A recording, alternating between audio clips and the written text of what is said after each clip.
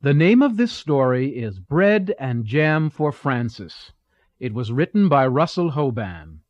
Lillian Hoban drew the pictures.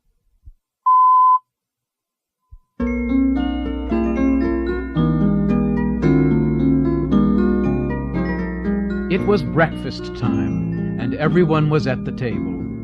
Father was eating his egg. Mother was eating her egg. Gloria was sitting in a high chair and eating her egg, too. Francis was eating bread and jam. "What a lovely egg," said Father. "If there is one thing I am fond of for breakfast, it is a soft-boiled egg." Yes, said Mother, spooning up egg for the baby. It is just the thing to start the day off right. "Ah," said Gloria, and ate up her egg. Frances did not eat her egg. She sang a little song to it. She sang the song very softly. "I do not like the way you slide. I do not like your soft inside. I do not like you lots of ways, and I could do for many days without eggs."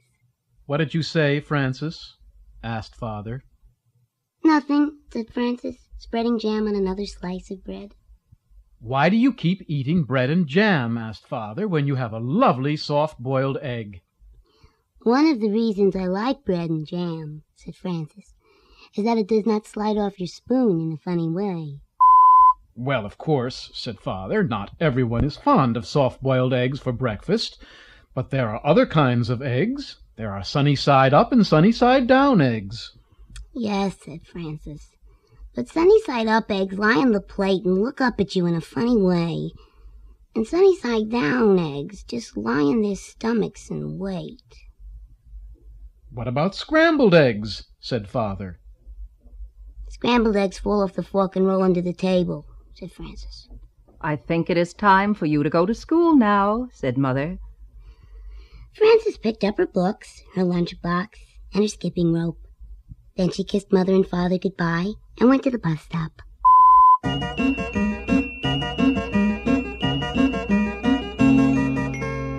While she waited for the bus, she skipped and sang. Jam on biscuits, jam on toast. Jam is the thing that I like most. Jam is sticky, jam is sweet. Jam is tasty, jam's a treat.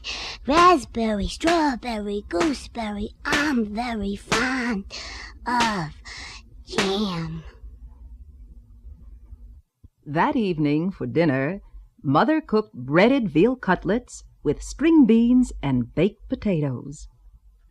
"Ah," said Father, "what is there handsomer on a plate and tastier to eat than breaded veal cutlet?" "It is a nice dish, isn't it?" said Mother. "Eat up the string bean, Gloria." "Oh," said Gloria, and ate it up. She had already eaten her dinner of strained beef and sweet potatoes, but she liked to practice with a string bean when she could. "Where do breaded veal cutlets come from?" asked Frances. "And why are French-cut stringless beans called string beans?" "We can talk about that another time," said Father. "Now it is time to eat our dinner." Frances looked at her plate and sang. What do cutlets wear before they're breaded? Flannel nightgowns, cowboy boots, furry jackets, sailor suits. Then she spread jam on a slice of bread and took a bite. "She won't try anything new," said Mother to Father. "She just eats bread and jam." "How do you know what you'll like if you won't even try anything?" asked Father. "Well," said Frances, "there are many different things to eat, and they taste many different ways. But when I have bread and jam, I always know what I am getting, and I am always pleased." "You try new things in your school lunches," said Mother. "Today I gave you a chicken salad sandwich." "There now," said Father to Frances, "wasn't it good?" "Well," said Frances, "I traded it to Albert." "For what?" said Father. bread and jam, said Frances.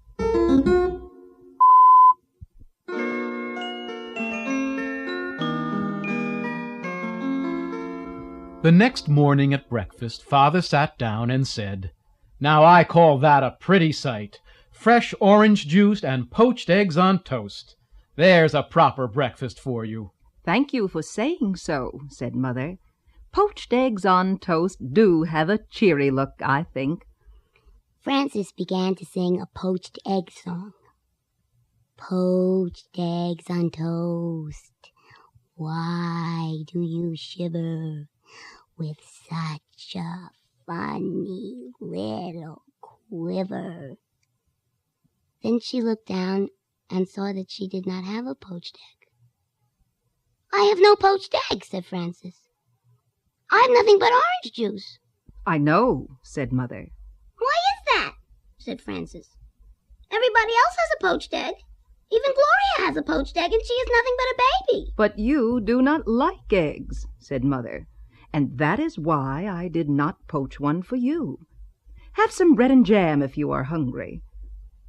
So Frances ate bread and jam and went to school.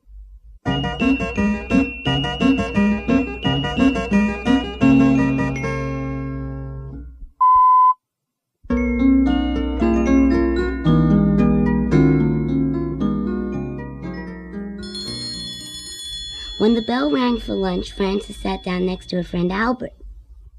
"What do you have today?" said Frances. "I have a cream cheese, cucumber, and tomato sandwich on rye bread," said Albert, "and a pickle to go with it, and a hard-boiled egg, and a little cardboard shaker of salt to go with that, and a thermos bottle of milk, and a bunch of grapes, and a tangerine, and a cup custard, and a spoon to eat it with. What do you have?" Frances opened her lunch. "Bread and jam," she said, "and milk." "You're lucky," said Albert. "That's just what you like. You don't have to trade now." "That's right," said Frances. "And I had bread and jam for dinner last night and for breakfast this morning." "You certainly are lucky," said Albert. "Yes," said Frances. "I am a very lucky girl, I guess. But I'll trade if you want to." "That's all right," said Albert. "I like cream cheese with cucumbers and tomatoes on rye." Albert took 2 napkins from his lunchbox. He tucked one napkin under his chin. He spread the other one on his desk like a tablecloth. He arranged his lunch neatly on the napkin. With his spoon he cracked the shell of the hard-boiled egg. He peeled away the shell and bit off the end of the egg. He sprinkled salt on the yolk and set the egg down again. He unscrewed his thermos bottle cup and filled it with milk. Then he was ready to eat his lunch. He took a bite of sandwich, a bite of pickle, a bite of hard-boiled egg, and a drink of milk. Then he sprinkled more salt on the egg and went around again. Albert made the sandwich, the pickle, the egg, and the milk come out even. He ate his bunch of grapes and his tangerine. Then he cleared away the crumpled-up wax paper, the eggshell, and the tangerine peel. He set the cup custard in the middle of the napkin on his desk. He took up his spoon and ate up all the custard. Then Albert folded up his napkins and put them away. He put away his cardboard salt shaker and his spoon. He screwed the cup on top of his thermos bottle. He shut his lunchbox, put it back inside his desk, and sighed. "I like to have a good lunch," said Albert. Frances ate her bread and jam and drank her milk. Then she went out to the playground and skipped rope. She did not skip as fast as she had skipped in the morning. And she sang, "Jam in the morning, jam at noon, bread and jam by the light of the moon. Jam is very nice."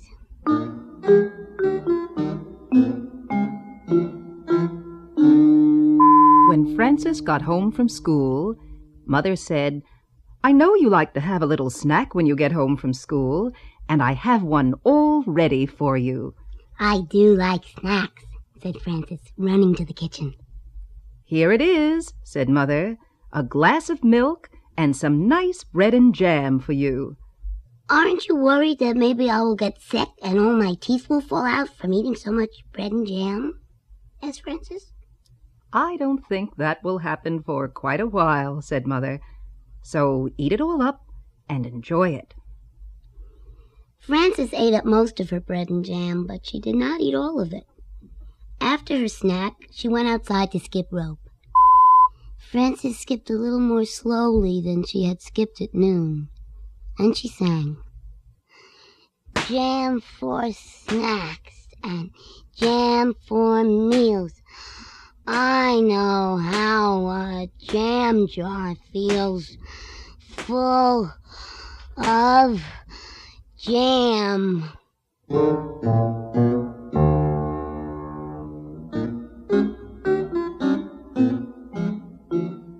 That evening for dinner, Mother cooked spaghetti and meatballs with tomato sauce.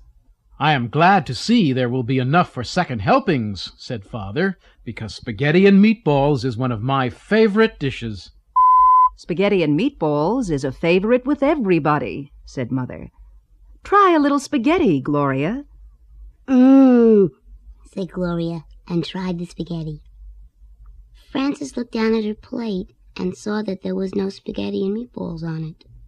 There was a slice of bread and a jar of jam. Frances began to cry. "My goodness," said Mother, "Frances is crying." "What is the matter?" asked Father. Frances looked down at her plate and sang a little sad song. She sang so softly that Mother and Father could scarcely hear her. "What I am is tired of jam. I want spaghetti and meatballs," said Frances. "May I have some, please?" "I had no idea you liked spaghetti and meatballs," said Mother. "How do you know what I'll like if you won't even try me?" asked Frances, wiping her eyes. So Mother gave Frances spaghetti and meatballs, and she ate it all up.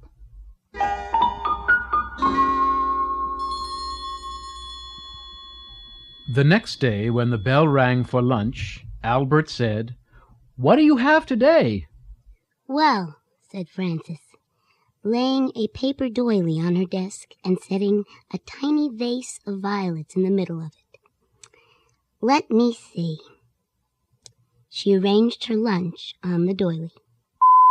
"I have a thermos bottle with cream of tomato soup," she said, "and a lobster salad sandwich on thin slices of white bread.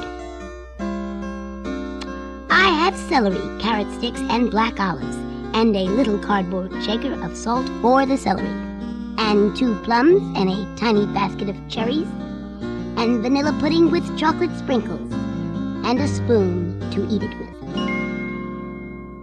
"That's a good lunch," said Albert. "I think it's nice that there are all different kinds of lunches and breakfasts and dinners and snacks. I think eating is nice." "So do I," said Frances, and she made the lobster salad sandwich, the celery, the carrot sticks, and the olives come out even.